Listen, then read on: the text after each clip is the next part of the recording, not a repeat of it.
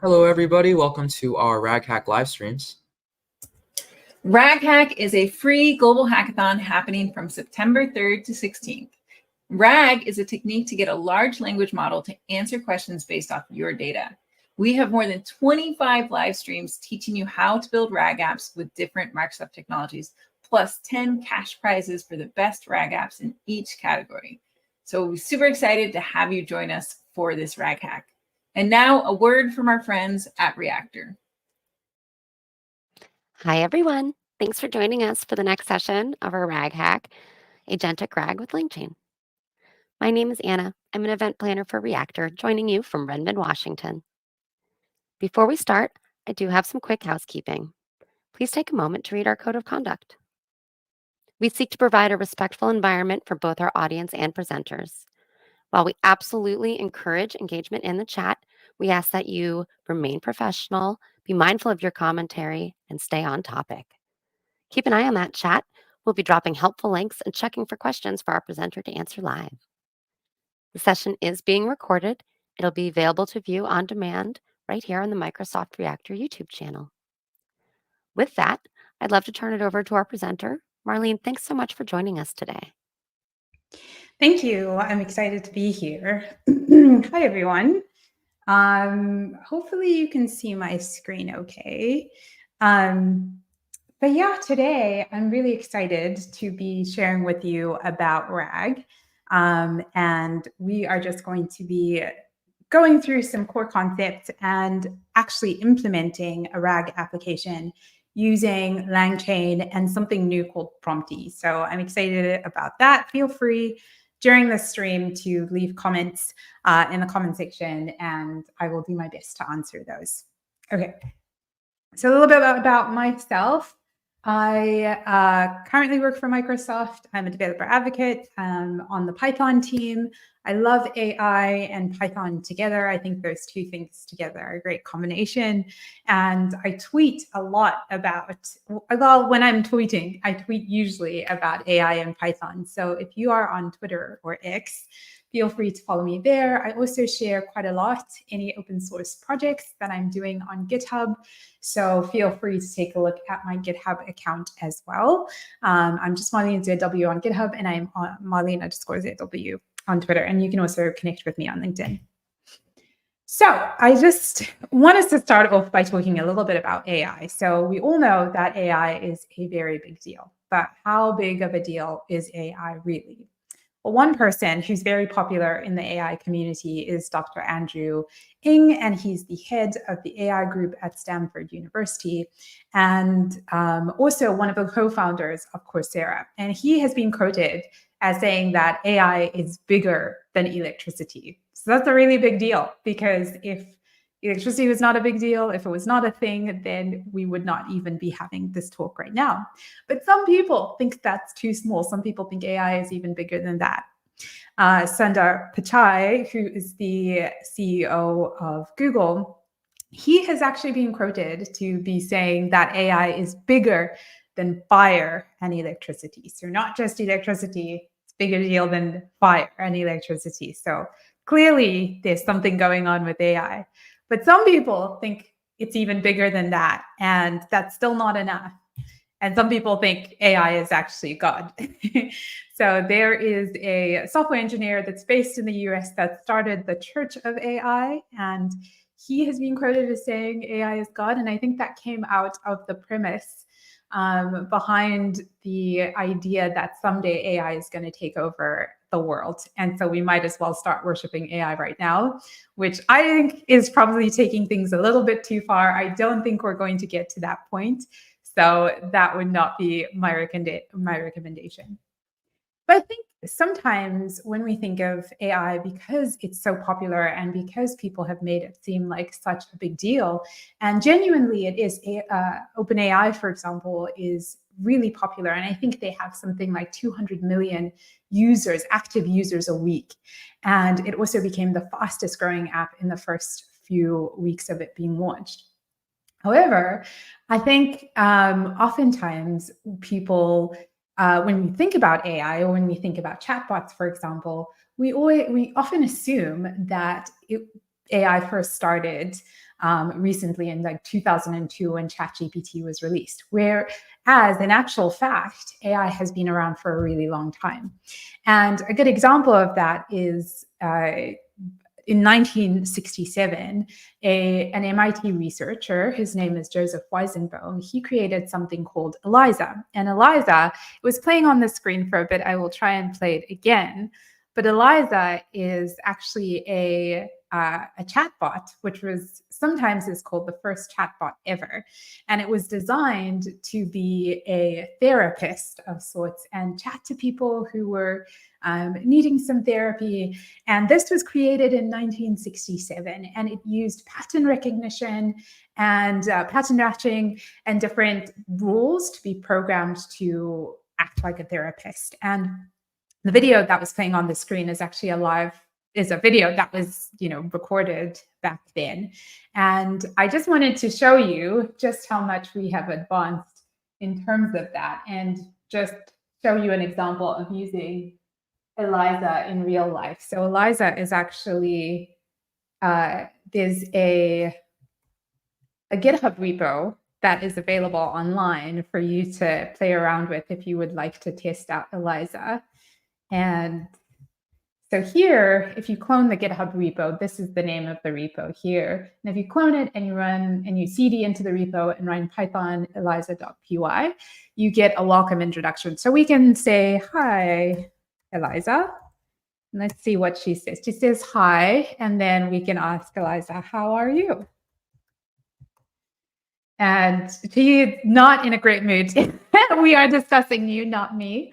So yeah, maybe let's ask a question. Like I was at a conference recently and showed people ELIZA, and someone said to ask, what's the answer to life or something like that. And ELIZA would just be like, please go on. So obviously there is some growth that has happened since the times of ELIZA. The reason I bring this up, obviously this is not a talk about old ChatGPT, old chatbots. The reason I bring this up is to show you that a lot of the ideas and concepts that we see around in AI today, they may seem novel, but they've been around for a really long time. But what's changed is the terminology that, even though the concepts have remained the same, what's changed is actually the underlying technology to be able to implement some of the things we see. So, for example, the difference between ELIZA that was there in the 50s and ChatGPT today is not necessarily the idea, but the progression of the machine learning algorithms that are driving the chatbot. And so something that wasn't really good 50 years ago ends up being very interesting and very helpful today. So I actually want to propose to you today that there's another concept in the field of AI, not just chatbots, that's been around for a very long time. And because of all of the improvements that we've seen with large language models, implementing these concepts has become easier. And I think it will also mean some really big changes in the way that we program and in the way that we write code. So that concept is agency. So let's rewind. It's 30 years ago. And in 1994, two researchers, one called Michael Wooldridge and one called Nicholas Jennings, published a paper called Intelligent Agents, Theory and Practice. And even though this paper is 30 years old, it's not 90 years old, it's 30 years old. I think the definitions that they came up with to describe agency, and specifically, they were talking about agency in the context of AI. I think those definitions are still true today and are very helpful for us, will be very helpful for us understanding what an AI agent looks like and how we can implement those things, or what we should keep in mind when we're implementing agents. So in the paper that was written, they described AI agents to be software-based computer systems that have the following properties. And the first property they described was autonomy. So agents are they're computer programs, systems that operate without the direct intervention of humans or others and have some sort of control over their actions and their internal state. So some people may have heard people defining agentic workflows as being any workflows that have LLM control flow, LLM-based control flow. So if an LLM is making decisions about how to move an application forward, how to progress a control workflow, how to run certain functions, if an LLM is making decisions on its own about that, some people will define that as completely agentic. And that's what they said a couple of years ago as well. The second thing is that agents have some sort of social ability. So agents should be able to interact with each other, and also humans as well. They should just, they can just interact amongst themselves, but ideally they can also interact with humans. And they should be able to do this with some sort of a agent communication language. So in the case of today, we're going to look at a project where they are going to use just natural language, and we're going to be using prompting and things like that to be able to communicate with the agents directly. And they should communicate amongst themselves as well. Then the third thing is reactivity. So agents should be able to perceive their environment. So whether that is the physical world around them, being able to use a vision model to see things around them, or to perceive user input. So, maybe when a user gives it instructions, the agent should be able to understand, perceive those things and respond to the user input in a timely fashion. So it shouldn't take it ages and ages to respond to something. It should be quite quick to be able to do that. And then the final thing is proactiveness. Agents don't just respond to their environment, but they move towards some sort of a goal. And they do this by taking initiative. Agents generally should be goal-oriented. And as well, what we've seen in some definitions, you can hear some people talking about how agents are self-improving. So you often see models of agentic workflows where they're iterating, or there's a feedback loop happening where an agent is taking some sort of input that it generates, or generating an output. Then it's taking that output, and another agent is assessing to see, did it do a good job? And if it needs to improve what it did, it will send it back to the agent, and the agent will run a loop to improve that workflow. And so that's the fourth thing, is that we want to see agents actually being proactive. So all of these are really cool. These are 4 definitions that I think were true in that paper from 1994. And I think they're still very relevant today. So how do we then take these ideas that we saw in this paper, and how do we actually execute them in our code with Python and with RAG as well, because this is a RAG app. So in order to do this, for the rest of this talk, we're going to walk through a project, and this project is the Contoso Creative Writer app. I have the link on the screen. It's all open source, and it's an Azure sample, so you can go ahead even right now. I think even in the comments, there should be a link to the application that you can take a look at and play with yourself.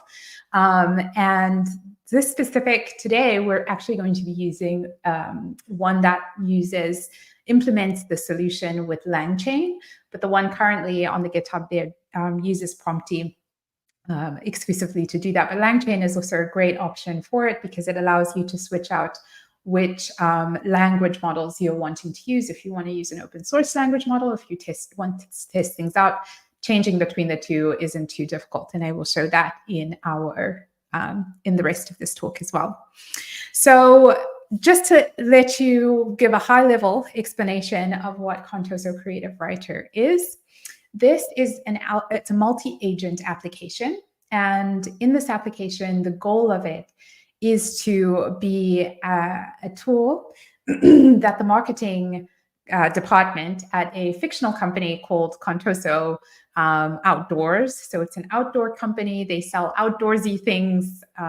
If you're into camping or things like that, whatever you need, that's sort of the flavor of things we are going for in Contoso Outdoors. And this agent is supposed to take the products that we have from Contoso Outdoors and really quickly generate viral, sort of trendy articles that the marketing team can use. And it should be able to do this without much human intervention. It should be able to quality check and make sure that what it's generating, the articles it's generating are good. It's going to use RAG to, to import into it some links to the product, links as well to some research online. So that's what we are going to see today. The application, I should say, is built, the front end is built with TypeScript, but the backend, which we will mainly be focusing on today, is built with FastAPI. Okay, so in order to achieve the goal of generating this content for Contoso Creative Writer, it uses 4 AI agents. And these agents, the first one is a researcher agent, and this agent searches for relevant topics online that are trending. And it uses GPT 3.5 Turbo to generate ideal queries and passes those queries to Bing Search API to find information online. We also have a product agent, and the product agent, again, it uses and searches for relevant products from an Azure AI vector store. And these products that it finds, it also will include in the article. So again, using RAG, we're pretty much using RAG both times in this with these 2 agents here. Then we have a writer agent, and the writer agent actually combines the research and the products into an article, and it uses GPT-4 to be able to do this, because GPT-4 is really great for generating content that seems, that's of high quality, I would say. I will mention that the researcher agent uses GPT 3.5 because GPT 3.5 is great for generating JSON, so it's quite reliable, and so that's the reason we use a bit of an older model there. And then finally, we have the editor agent, and that's going to do the final process. Like I mentioned, it's going to take the article that was generated by the writer, and it's going to look at that article. It's going to see, do we need to change anything in this article? If it thinks that it needs to change something in the article, it will let the writer and the researcher know, and it will ask them for some feedback. So it'll ask the researcher it'll first ask the researcher to look for new information, and then it will ask the writer to rewrite and then get feedback from them and either accept or reject that feedback. And so it will do this loop to check and make sure that the quality that's being generated is good for the content. Okay, well, okay, so now we are going to switch over and look at the code. Before we actually look at the code, I also want to show you what an example of Contoso Creative Writer looks like. So let me just enlarge my screen as well so you can see. So on this side, we have a box that says research, and it says what kind of things should I look for. So if we click the example button here, it fills out some information for us. So first, the research that it's going to ask us for some information in terms of what sort of research should it look for. So I'm going to say, can you find the latest camping trends and what people are doing, what folks are doing during the winter? And then the products, we're going to ask it for some tents and sleeping bags from the vector store to find those. And then finally, we give it some more specific information, just a little bit of a prompt here to be able to ask it to write a fun article. We wanted 800 to 1,000 words long. So if you just click the example button, it will fill some examples for you there. Then we'll click the Start Work button here. And when we do that, we can also click this Debug button. And the Debug button allows us to see in real time which agents are completing which tasks. And so here we saw the researcher task started, and here we see research online being found. Then we have the product task, the marketing task, so the product task, which is looking for the products from our vector store. And these are the products here. And then we have the writer agent, which has already streamed the information, the written article to the screen. And then at the end here, we have the editor. And the editor is telling us that the article is well written and comprehensive. It covers all of these things. And so generally, it gives us good feedback. It also says to ensure all product lists are functional and considering adding a few more statistics or quotes and things of that nature. And so the editor agent could, if it felt like the need to, it could ask the writer to rewrite and integrate these suggestions into the article. Okay, so this is what the article looks like. We can see some links there. There's a citation link. Let me try and click that there. It's loading. And we can see it sending us to, I don't want to, okay, we're just going to confirm our choices there. It has some camping content here that we see it sent us to. So we see that it's grabbing some links from online and including those in our article. And here's the product that we have as well from our vector store are also included in the article.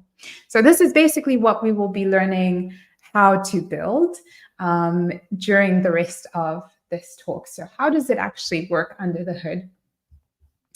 So, so the first thing I want to walk you through is, let's start with this notebook. And in this Jupyter notebook, we are going to, I need to just get it running with Python. And here we're going to first understand how the agents are structured. So how is one of the agents built? So all of the agents are built in a similar way. So if you go to the source file and you go to API and you go to the agents folder, you will see some subfolders here. So we have 4 subfolders that represent our 4 agents. And we're going to focus on the researcher agent to begin with, just to understand how things work. So here, let's just look at this. I want us to go back and just run this. I'm just hoping it'll run correctly. I ran this a little bit earlier, but let's see if it's going to run. Okay, great. So here, this is an example of the researcher agent. I just want to show you what you can expect to see here, which we are importing the researcher function to run research from our researcher folder here, from the researcher.py file. And basically, this is just an example of how research is run by the researcher. So we're asking it, can you find the best educational material for learning Python programming? And it's searching the web and it's bringing back these URLs for us. And we can see this empty entities section here. And we can see this empty news here as well. These lists are empty and the dictionaries doesn't have anything.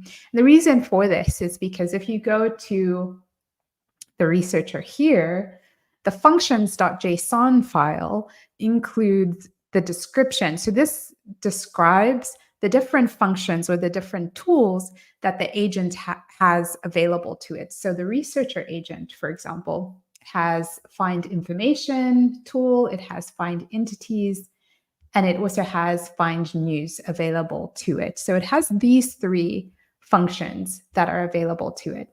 And then this functions.json file just gives a description where it says, so that for this first function here, it gives a description that of the tool. So it says it finds information on the web given a query. This function uses the Bing search API to find information on the web. The response includes relevant information if you're not looking for news or people or places or things. So this is a specific description here. And then the entities one will actually specifically look for people, places, or things. And that's the second function that we have or tool that we have. And then the third one will specifically look for news. And this also includes the query, the properties that, or the parameters that the function can take. So in this case, we're saying that the function can take a query, and the description of the query is an optional search query with information on the web using Bing, using the Bing search API. So what's going to happen is that our large language model is going to see these three functions available to it. And with function calling that we can use, OpenAI provides function calling. We're using Azure OpenAI to be able to do that. And with the function calling, it's the LLM itself is going to look through these descriptions. It's going to understand which tools it has available to it. And then it's going to choose one of these tools to use. And it's going to generate a query. And then it's going to send that query to the function itself. And the functions are defined in researcher.py. So in this folder, so we have the function.json, and then we have a researcher.py file. And here we have the actual, this is where the tools are actually written or defined here. So this is where the find information function or tool is created.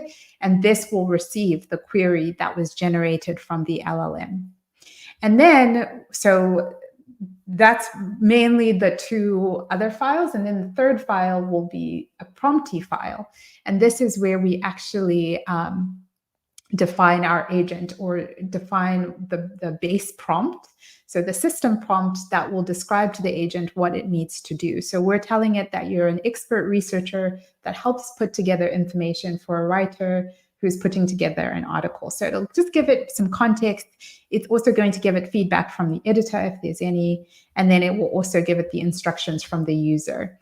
And this is a .prompty file because from something called Prompty, which is fairly new.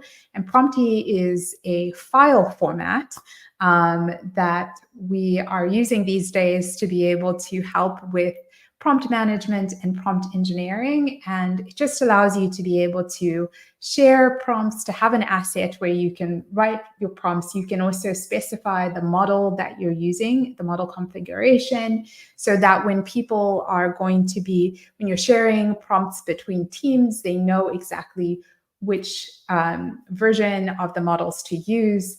And also you're able to pass tools specifically. So this is where we're actually passing that functions.json file. We're passing it here.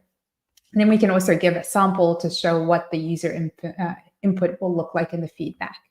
So this helps us in terms of now when we're thinking about doing any prompt engineering, our base prompt is already written, and we can use this over and over again and modify the user input, and we can just edit it to see if we can get a response that is a bit better. And so I would say with agents, making sure that you're getting the correct response is really helpful, so you can focus on the right things. And so having something like Prompty, I think, is very helpful for just maintaining and having observability when you are writing large prompts. So one thing I wanted to show you, for example, is that when you, I'm going to clear this so that we don't see. But with prompting, you can, the specific language or what you specifically tell to your LLM can affect even which functions are called. So instead of just focusing only on our Python code, we have to focus holistically on what inputs are we giving to our LLMs, and that can affect which functions are called. So for example, here, before we had the web find information function being called. And here, if we want to get the entities function to be called, we just have to change the structure of the instructions that we're giving. So here, I'm asking it to tell me about the person called Guido. Okay, that's not correct because LLMs are a little bit unpredictable. But ideally, it should use the entities function here to give us information about Guido. And it shouldn't use the others because we're specifically asking it to give us information about a person. And the LLM should be able to pick for itself and see that, okay, this is asking for information about the person, so I need to use the entities function. And then, for example, here, again, we can ask it about news, and specifically mentioning news in the prompt will get the LLM to call the news function for us. And so really thinking about prompt engineering is something that's useful. And I think when you have something like PromptID, it's helpful to be able to see what things are changing. So this is just a high-level sort of overview of how things, of what things look like. But let's also just take a quick look at an example of how to run or build an agent with Langchain. So here in this folder, let's look at how the product agent is run. So let me just clear here. What we would do here is, so in this case, I'm just focusing on the product agent and we're going to create like a mini version of this project with Langchain and Azure OpenAI and PromptID as well. So here we have a product.promptID file. And in this case, the PromptID file here, again, we're specifying what the PromptID file does. So this is an agent that uses context to ground, a prompt, okay, wait, no, this is not the correct description. But this is a product agent that will look for, it will generate some queries that will then be used or sent to the vector store to look for products that are relevant to what the user has input. And so here we give a description, we have a system prompt, and we're saying that we're helping find information from a search index and helping create queries to be able to search that search index. And if we go here to the product folder or product file, we can just look specifically at this point here.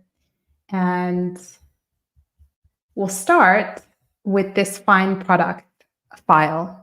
And in the find products file, we have our token provider, and we're specifying the large language model to be Azure Chat OpenAI, that we imported this from Langchain. And so this is specifically the Azure Chat OpenAI that we imported from Langchain. And underneath that, we have the directory. So we're just specifying in these two lines what the path is to the product.promptID file that we just took a look at here. And then after that, we are creating a chat prompt. And so here, this will create, will turn the PromptID file that we had into a prompt that Langchain is able to use.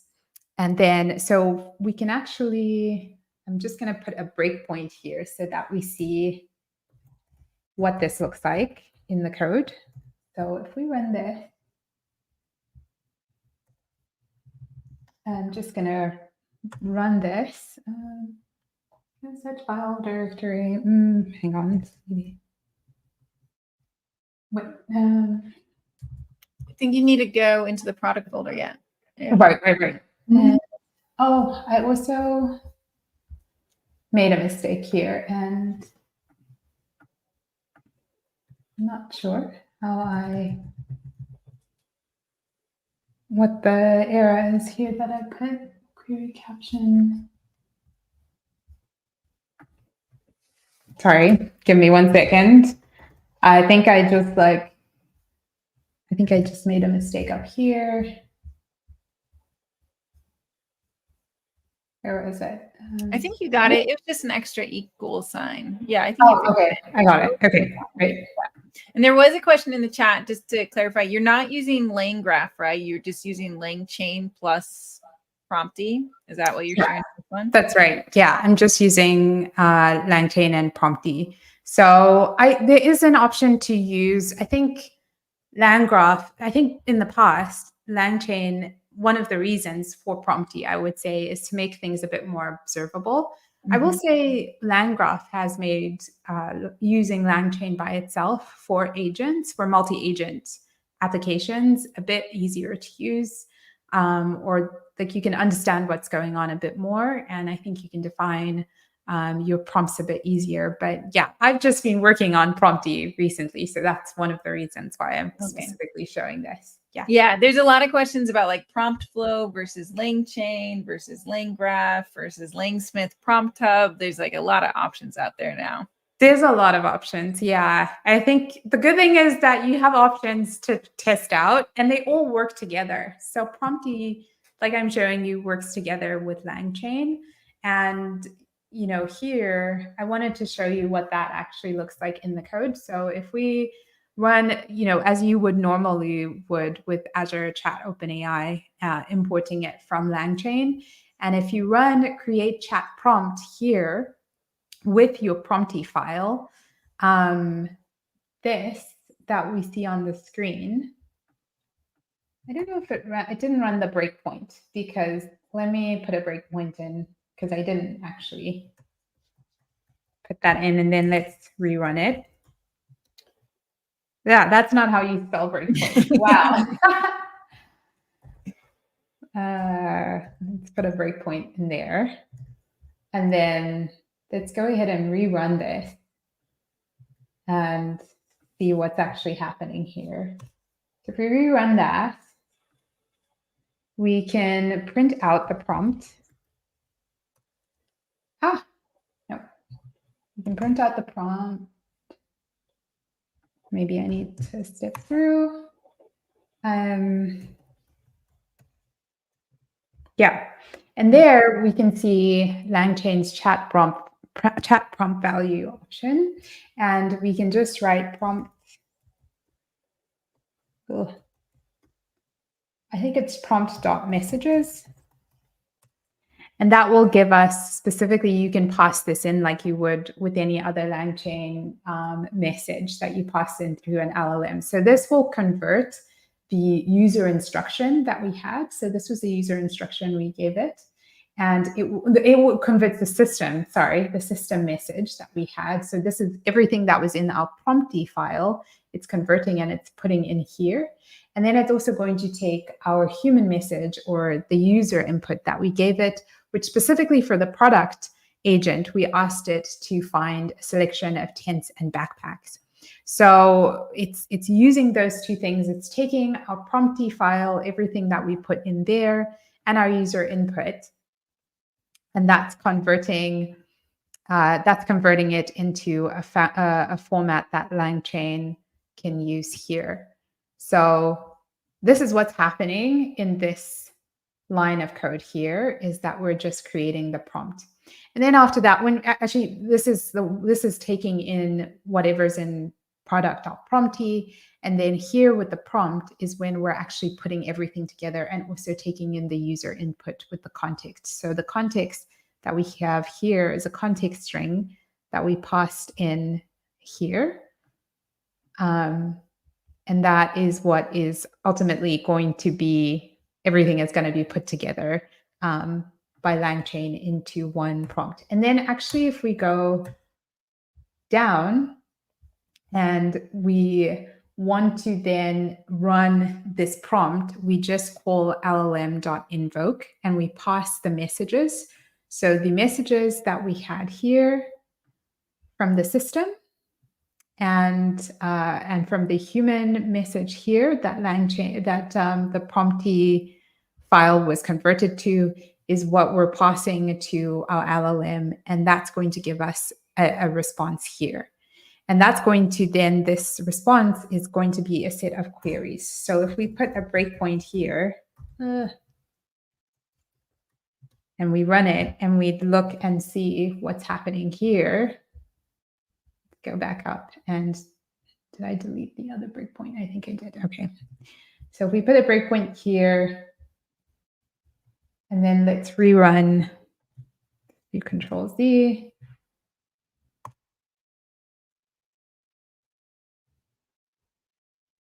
Okay, then we should have QS at this point.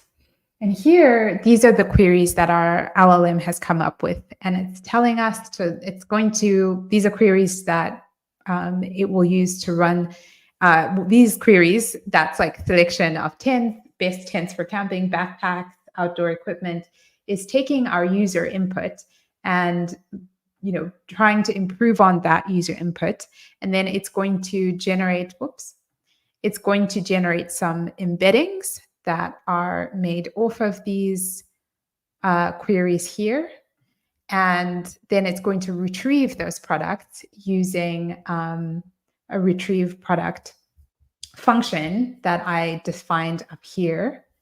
And then it's going to, run all of this together. So if I just press continue, it's going to continue on, and it will also call the writer and generate an article there. So that's kind of like a mini version, which I will share. I think I'm getting over time, and I want to also give a little bit of time for question and answers. But this is how you would actually implement one of the agents, for example, with Langchain. And this is just like a mini example. And as you can see here, the article has been generated. Oh, the article is being generated here. So up here, these were just the products that I printed to the screen that it found. And then this is the article that's ultimately generated. So I hope that was helpful for someone who's watching and interested in agents. This is how you would do it when you're implementing something with Prompty and Langchain together. And you can look at, obviously, I don't have a lot, like all the time in the world. And so I can't really go through the whole project, but this would be how to build out the product agent specifically and integrate maybe the writer with it as well. So I will give some time for some questions if there are any questions. And so I was wondering about the @trace decorator, because I know it's from Prompty and it's for the open telemetry compatible traces. Do you have that VS Code extension installed that shows the traces? Yeah, I do have the extension installed. Let me actually try and run it. So to run tracing, you can, I actually think if we go to the docs folder, so I have a mini workshop that you can go through in the docs folder that will walk you through the different things that are available here.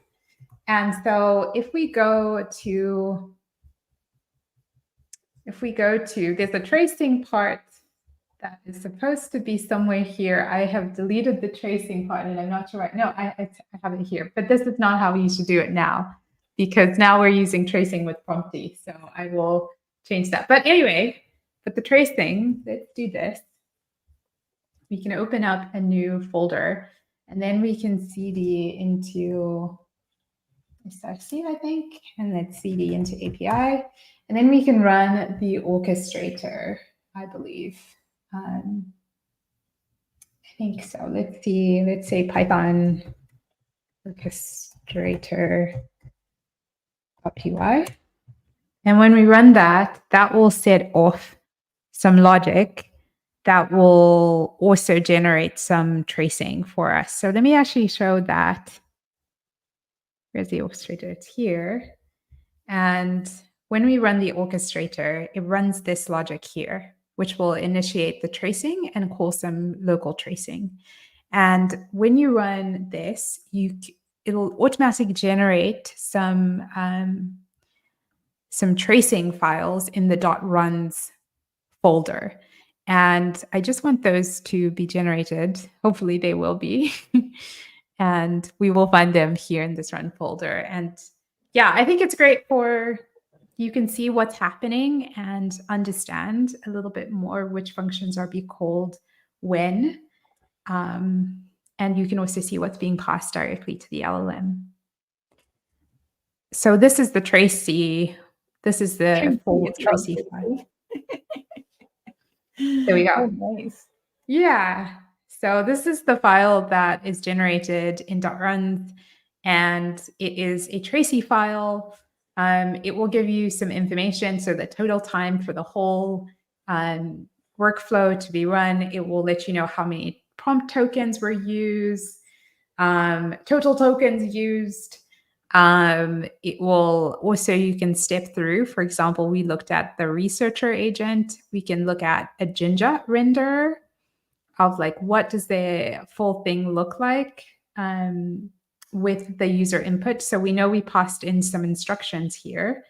Like, can you find the latest trends? And that will output include that here. So yeah, I think this is also quite useful to be able to see information, like you can debug your prompts a little bit better, just in case something isn't being passed through correctly.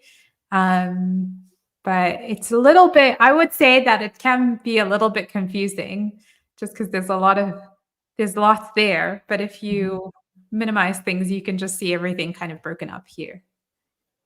Yeah, that's really cool. I mean, I kind of implement my own sort of, tracing types and stuff, but this is really nice and really detailed. Yeah. That's very cool. Okay. And let's see. So have you seen the Langsmith Prompt Hub? Do you know how that compares to Prompty? I haven't seen that myself. I have not seen Langsmith's Prompt Hub. I have seen like an example Harrison showed when he was just showing in general what it looks like. So I've seen Harrison show it and it looks really great. I mean, I think Langsmith looks really nice and it's a good option. I like both. I think both are great. Prompty is just completely free as well, which is also quite nice. Right. Yeah, I'm saying like Prompty is fairly low level and it can be used in combination with a lot of stuff. Yeah. And so way back, Road Lake had a question: when would one use Prompty, Promptflow, or Langchain? Is it just orders of complexity and capability, with Langchain being the most powerful? Like Road Lake, whoever is trying to decide, what they should be using if they're starting on a new project, especially when they're trying to integrate with Azure, Fabric, Power. That's Power projects, that sort of thing. Yeah, I think that's a great question. I would say that like if you're doing a lot of like initial experimenting, Prompty is great for that because I think Prompty is the one that I would say is the least complex. So if you're starting and you're just wanting to test out an agentic workflow, you're wanting to just try how things work together, like create something multi-agent, see how to get them to all function together. Prompty is great for that because you can do that in as little time as possible. You can also switch out models really easily, especially if you're using Azure OpenAI or OpenAI. Those two are really well supported. And so you just have to like go to the Prompty file and write this and this information here, and it'll know what to do. And you don't have to set yourself like, you don't have to use like what we usually we would call chat Azure OpenAI or something like that. You don't really have to do that. So that's one thing I would say Prompty is really nice for, is if you want to get up and running really quickly and as a base. And then as you're scaling in complexity, I would say you can even use those same Prompty files to you can plug Prompty into Promptflow, which is a level higher, more orchestration tools that are available. You have built-in things like built-in evaluations with Promptflow, and you could import them as well, but I would say that's great. Lots of tools that really work nicely with Prompty. And then I would say a level up from that is Langchain. Langchain, I think, has great like enterprise level. If you are really wanting to run something, I really am interested in LangGraph, and I think that's quite interesting what they're doing, like with state machines. And I think that's something that you could use if you're trying to build something more complex, something that needs a lot of monitoring in production. So right now, I would still say Langchain is probably good if you need lots of tools for production level things. Yeah, that makes sense. And so when I think of agentic flows, I think of having to use functions in order to get structured responses from the LLM. So I think which of your agents here used functions, and which of them didn't? Like when do you need to use a function? So some of the agents so the researcher agent used functions here. Oh, sorry, wrong workflow. The researcher agent used functions. So that was what I was showing right at the beginning with the tools that we recommended here. But the others didn't. Like with the product agent, I think we could implement it so that we actually use functions and we actually call the functions in a different. So I think I'm going to refactor this code a bit later for the product agent to make some of the code that's in here into functions that the LLM can choose and call directly. But it's only because we aren't giving it, for the product agent, for example, we're not giving it a list of tools. We're just giving it pretty much one tool that we wanted to use, which is the retrieve products tool. And so I think in implementing this, that's probably the thought process behind that. But yeah, you can increase. I don't think that all agents necessarily needs to have practical tools with them. So for example, with the writer agent, it's not really using a tool because it's just generating text, but because it's interacting with the other agents. I think it's by virtue of that linking to tools as well. All right. And we also have a question from Ashish. If you would use fine tuning here, would you fine tune each agent model separately or the system as a whole? That's a good question. I think it depends what you are trying to achieve. I think if you want the resulting articles to be in a specific style, or something like that, or you want to improve them in a specific way, I would say maybe as a whole, improving just the general response that is output, because we do have evaluations that you can run. Like at the end of what I just ran earlier, I think you can see the evaluations that were output, and it gives a score for everything. Right now it's giving a 5, which I'm like concerned about because I don't think that should be the case. But you can customize your evaluations and look at relevance. You can look at fluency. You can look at coherence and groundedness. And we use currently it's using PromptFlow, but you can use Prompty to do your evaluations. And so I think you could fine tune it to optimize like for the evaluation scores to be high. But I also think you could potentially fine tune on other things. I wouldn't necessarily feel like fine tuning is necessary in this case. I actually think like just using a RAG model eliminates most use cases for fine tuning. But that's my opinion. I just feel like with when you are using RAG and specific models for different things, like using 3.5 for JSON outputs versus GPT-4, I think is great. And I don't think you need fine tuning for that. We have a talk coming up later this week from Cedric about fine tuning for RAG. So Ashish, if you're interested in fine tuning, you should come to that talk and see what Cedric shows. It's based off of research from the Berkeley lab that I live near. And it's really, really interesting when, what they use fine tuning for and what they achieve with it. And then I also have a session coming up specifically about evaluation where we can talk about that.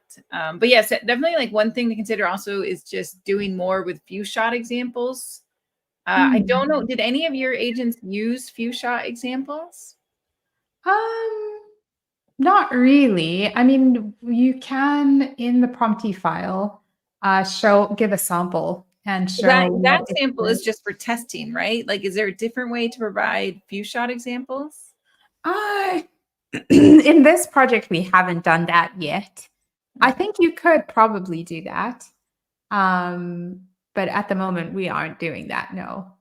I think you could probably do it within Langchain.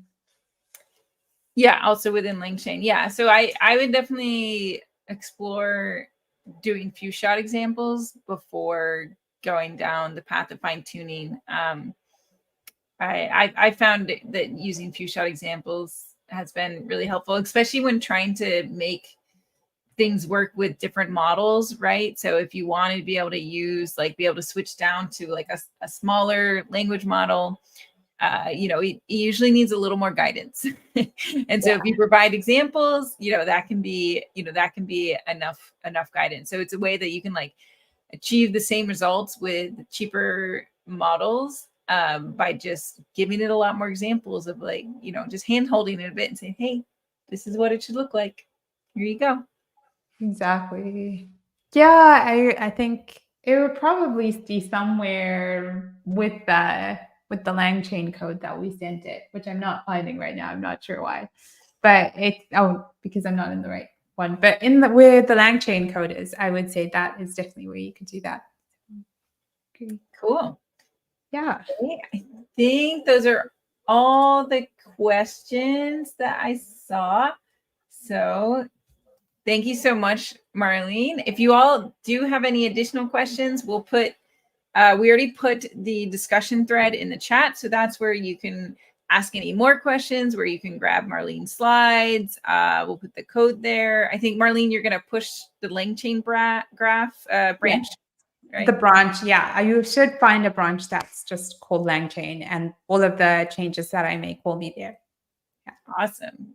And then you'll be able to see both the prompt flow way and the Langchain way, and you can exactly, yes, and compare the two. Yeah. Sweet. All right. Thank you, Marlene. No problem. Bye.